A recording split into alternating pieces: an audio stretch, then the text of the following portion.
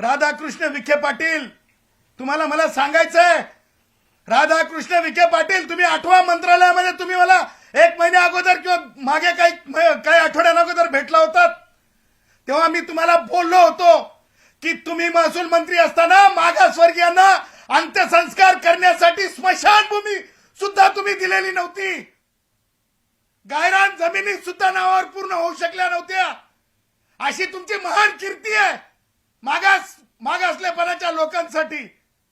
आणि त्यातले त्यात आम्ही तुम्हाला परवा आव्हान केलं होतं, राधाकृष्ण विखे पाटील, की ओबीसींना आम्ही विरोधक म्हणून आम्हाला बोला. नैसर्गिक न्याय नाही का? जातीवाद आहे का? ओबीसींना बोलू नये का? सन्मान्य धनंजय मुंडेंना का बोलवलं नाही?